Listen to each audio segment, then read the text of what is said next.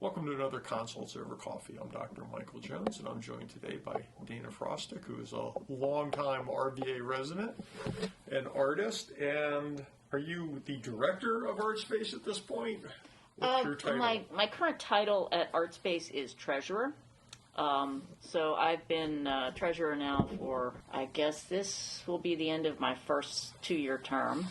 Right now I'm on a lot of committees as well, so I'm very active. I seem to be like a director, but that's just because I got my fingers in everything. You're the person that everyone comes to look for when something's not working. Right, exactly. For folks who don't know about Artspace, can you just kind of give us kind of a quick thumbnail about what Artspace is all about? Well, so Artspace is, we've met our 32nd anniversary as a nonprofit gallery in the Richmond area.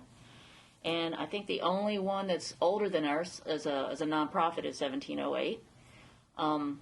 Then what we do basically is focus on exhibitions of artists from the Richmond area, regional, and further out, even beyond that. But we do like to focus on the region of Virginia and Richmond, and we provide a professional level gallery exhibitions with opening receptions, and through the years, we've also had a pretty vital performance series, which we're hoping to bring back pretty soon. And so you guys, for a long time, have been over in Manchester, right? Yes, we were in the Plant Zero Art Center from 2004 until at the end of 2000. So we had 16 years there, and it was a really good run. That was actually the longest period that we were in any of our locations. So it was quite an experience. So where are you guys? You guys are maybe heading out a little further west at this point, or north? So we're, I can't say specifically till we get a signed lease, but we are looking further up along the Forest Hill out west direction.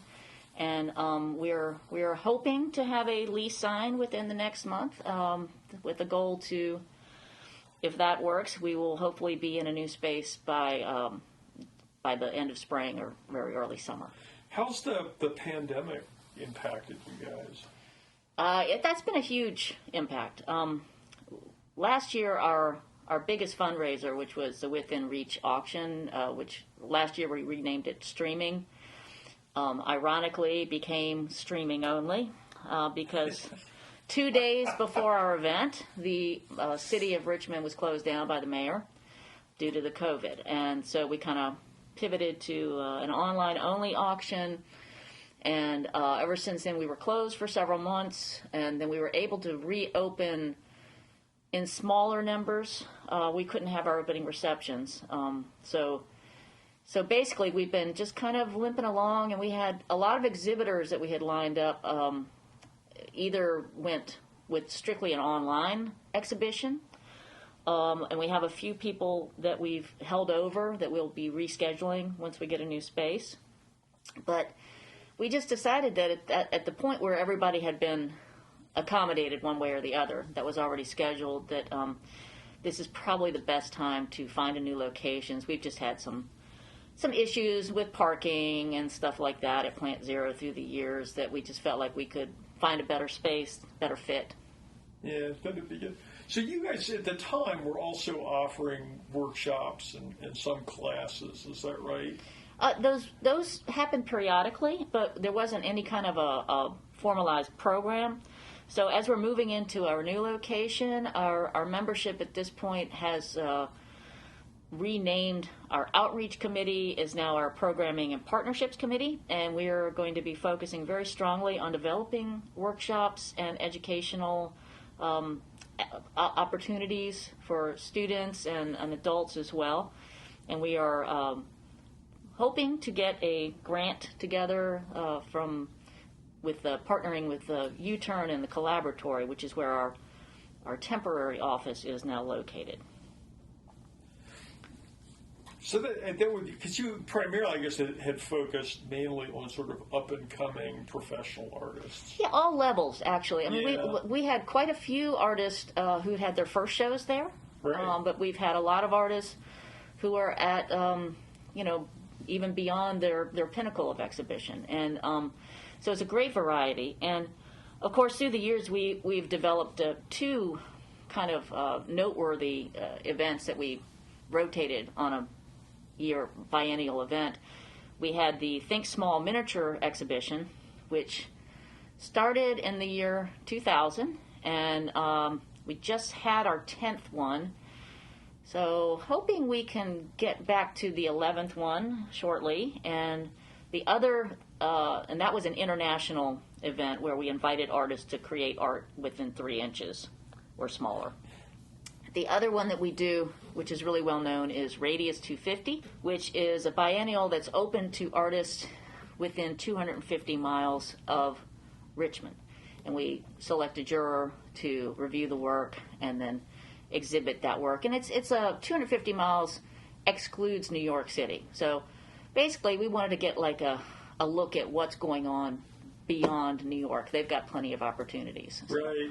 Yeah, kind of mid-Atlantic. Mid-Atlantic area. Yeah, right. about New York. You know, my interest in all this is as a physician, I look at people right now who are way out of their routine, stuck at home, financial pressures mounting, maybe out of work. Kids are home all the time, driving them nuts. You know, they're folks that are carrying around a lot of stress and a lot of emotional baggage, and the arts are a great way to help relieve some of that or work through some of that, whether as a patron or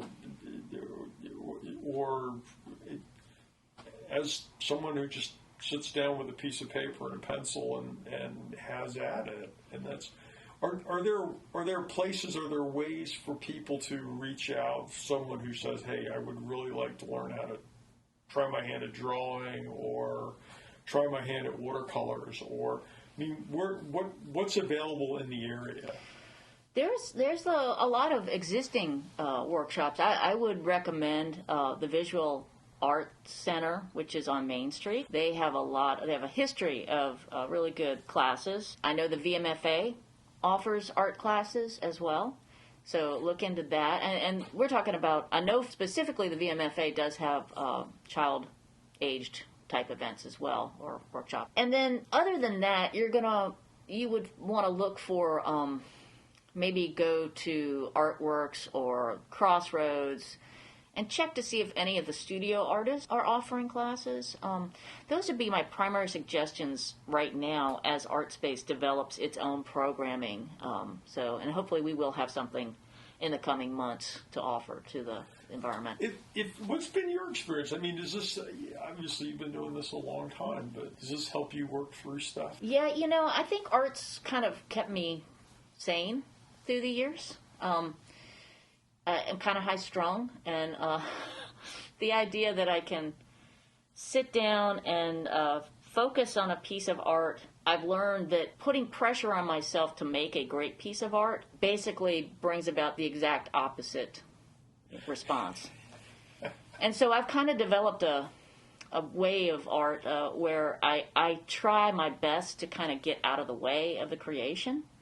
I try to use as little mental control over what's created as possible, and then as it develops, it seems to, the freedom of just my being able to let the drawing and the painting come seems to bring me more satisfaction in the final version. Rather than I am going to create this. Right. And this doesn't look the way I want it, or this does, but it's I see so many different things in my elaborate doodles, and when I've gotten to the point where I don't see any other place that needs to be addressed, then I know it's done, and I'll look, and I see these stories, right? I see things going on that I never intended for them to be there initially. This one I did about the COVID and the wildfires is an exception, because typically I don't work that way. It's really interesting to me because I'll see things and I'll give a title that kind of reflects what I see, but people that look at the work don't necessarily see the same thing.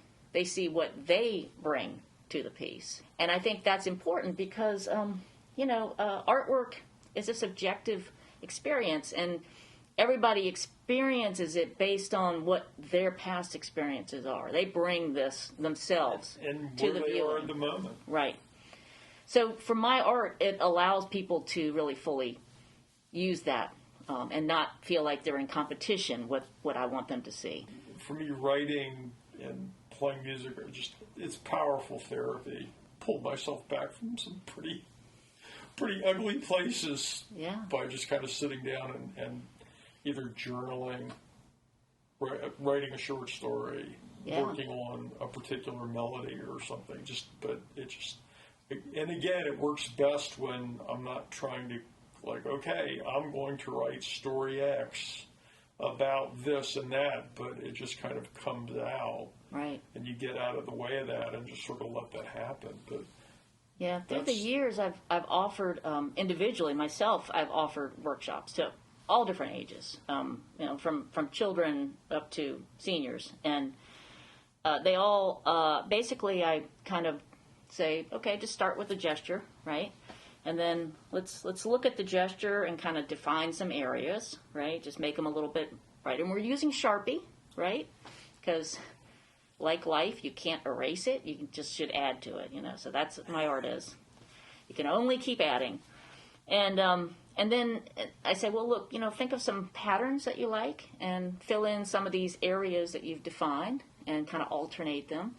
And now just put some color down, and add some color here and a little color there. And this process, which is it's so loose, there's very few rules, but it allows people to relax with the art and kind of not get in their own way, right? And then they're creating something, and it gives them a feeling of success and empowerment, and that they've actually created something that's beautiful, and nobody's judging them for the quality or the value.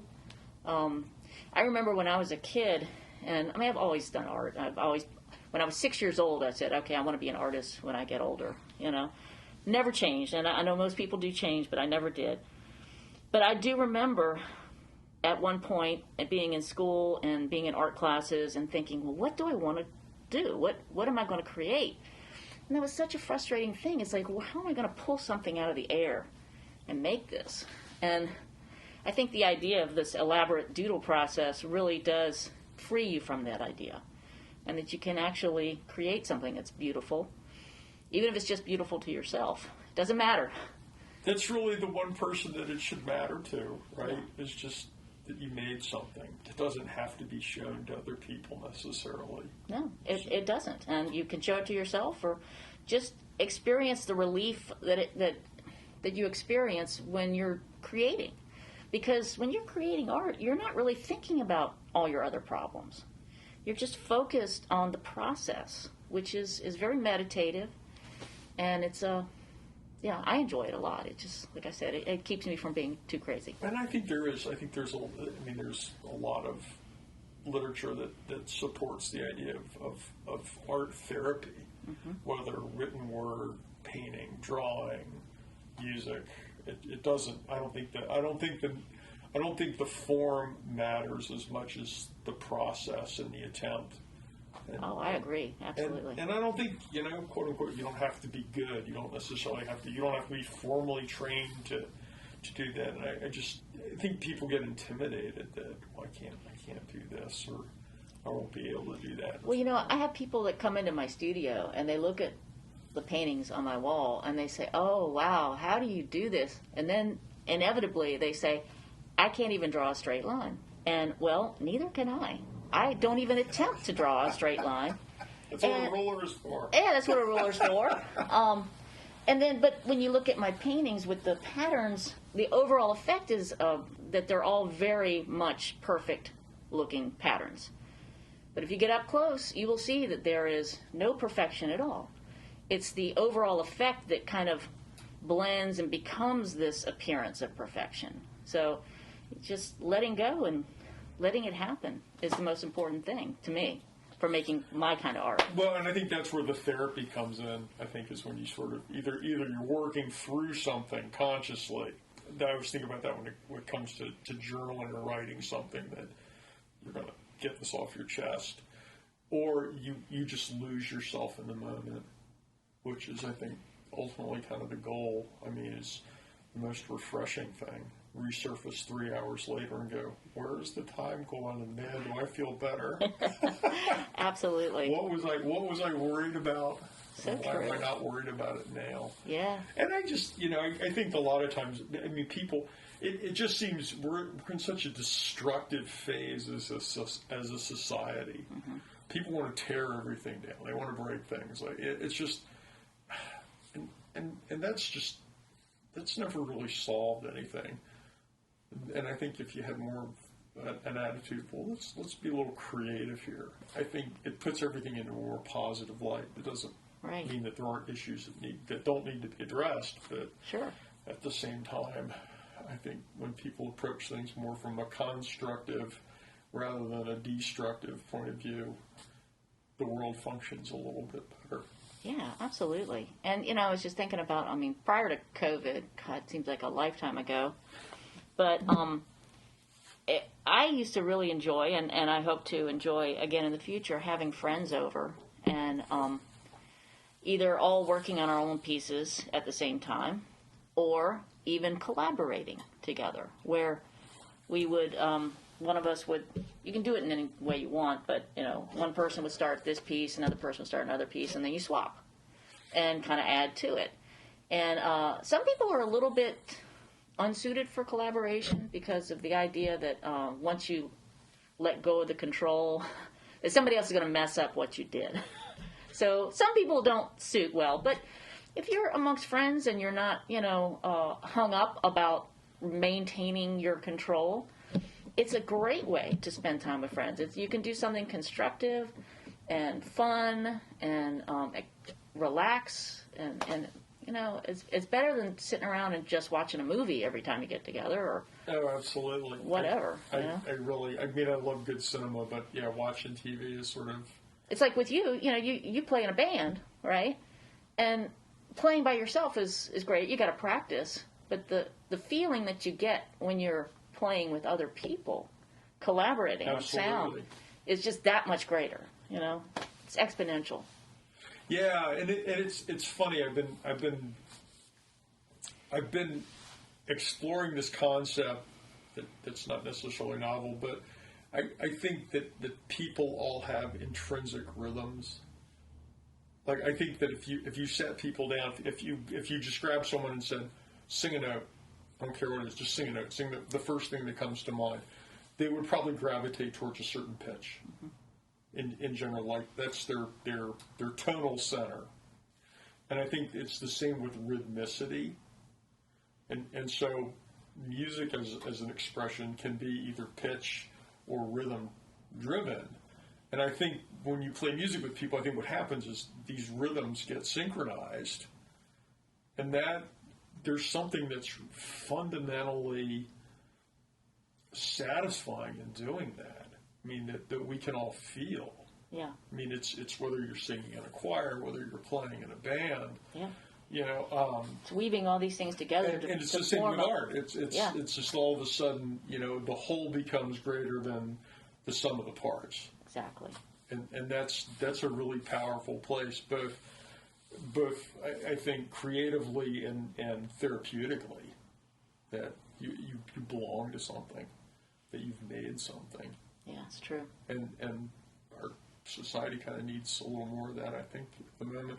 I'm just, I look to you guys and what Artspace has tried to do and has done for years. And, we used to have art in school. We used to have art class. Right? I mean, not for years and years and years. Right? Wow. See, I don't have kids, so I don't even know that. That's terrible. It's you got to go to a special school to get art classes? Those are the things that kind of get cut. That the fine arts sort of take a back seat.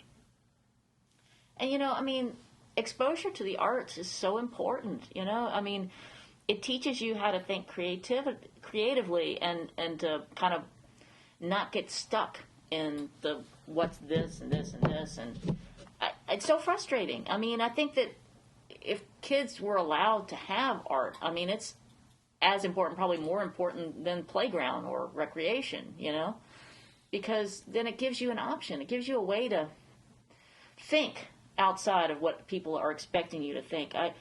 I told you earlier I heard an interview on WRIR. I don't know if you can use your competitor's name, but this woman who teaches an arts education program at a youth detention center said that the majority of her students have never had exposure to art training or even looking at art until she gives them a class while they're in detention. And the idea that, maybe just a slight introduction to art could have helped these children to avoid this situation. I mean, it's so sad. I mean, it doesn't undo a lot of social and economic injustice and inequality, but certainly the realization that, I don't have to break something, I can make something. Exactly. And feel better about myself is a great thing.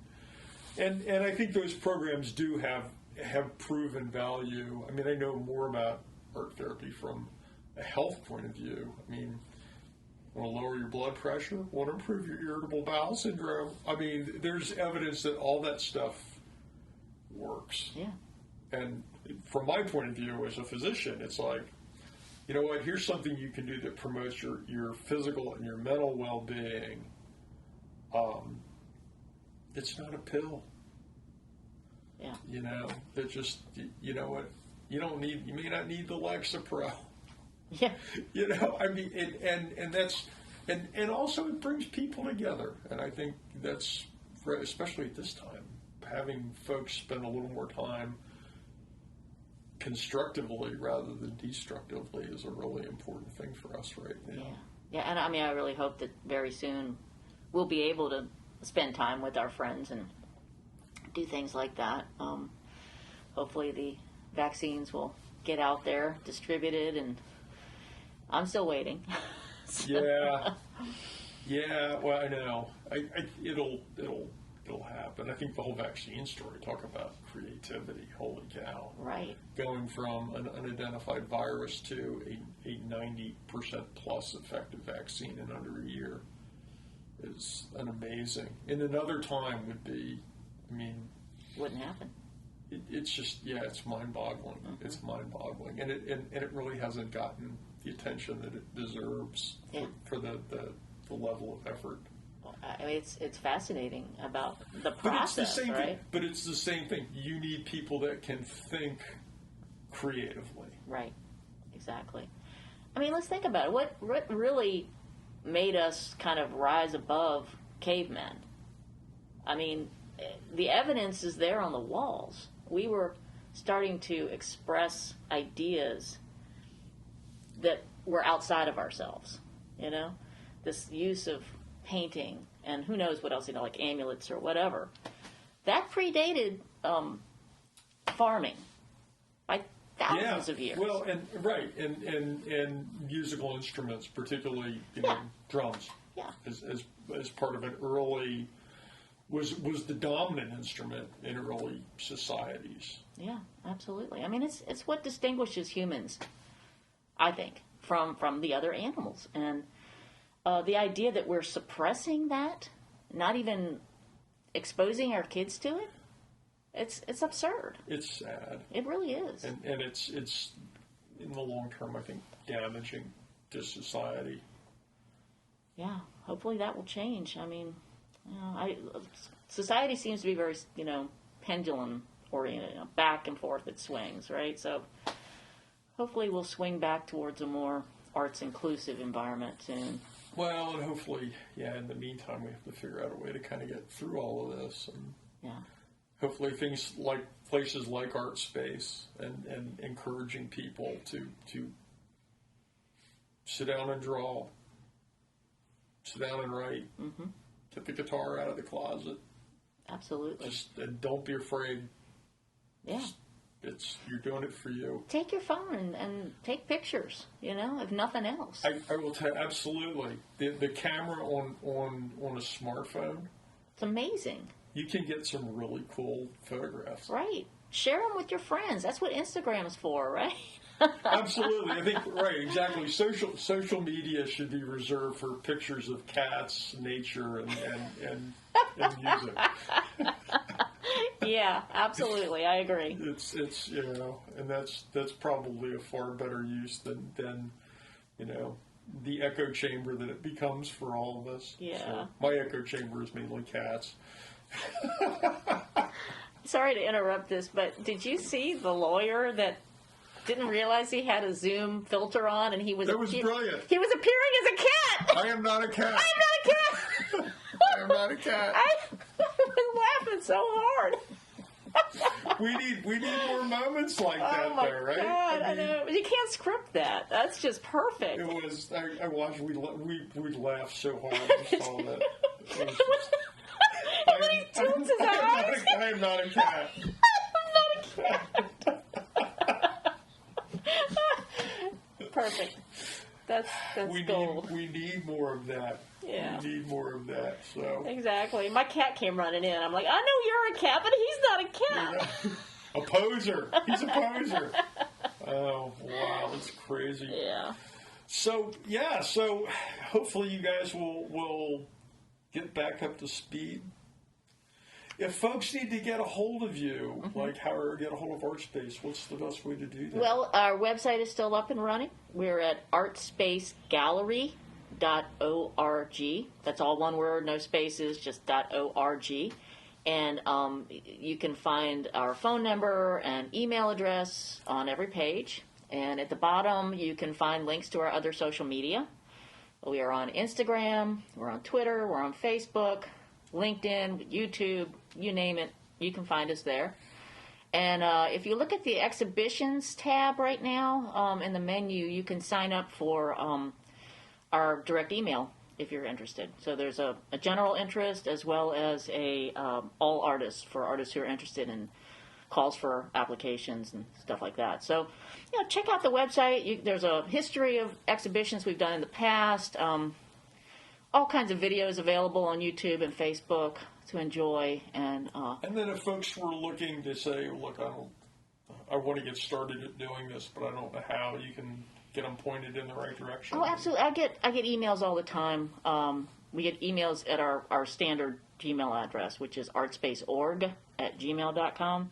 People just looking for advice, and we certainly want to point them in the right direction. A lot of people looking for studio space or advice for how to get started showing their work and that sort of thing. So we're always willing to field questions from out there, and definitely want to encourage people to make art.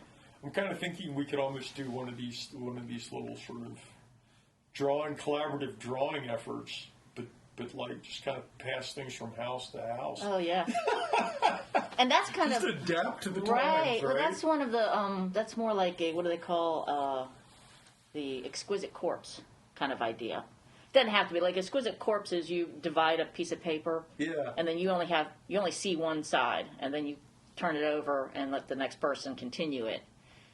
But yeah, so that's similar to a exquisite corpse. But yeah, and you know, in the past we've done this thing called Art Roulette, where we kind of get a list of artists and randomly assign them to teams, and then they do their collaboration and they choose their method, right? The last time we did it, we actually involved high school students from the area. So it was like one professional artist and then 3 students. And that was a lot of fun. I actually, because you guys had a showing with some of that. Yeah. And there's some of that's in my house. Oh, cool. Right. Exactly.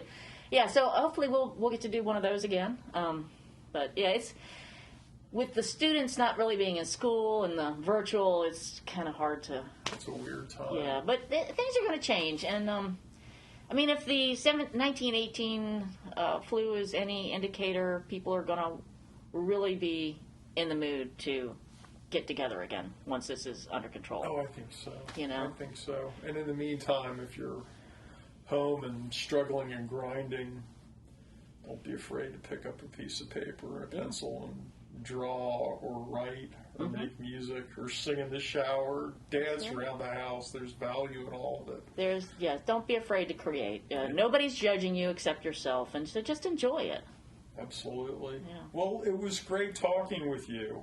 Thanks so much for doing this. Thank you so much, Michael. It's been great chatting with you, and I really appreciate the opportunity to talk to your audience as well. Yeah, absolutely. Well, that's another Consults Over Coffee. We'll be back next week. Thanks for joining us.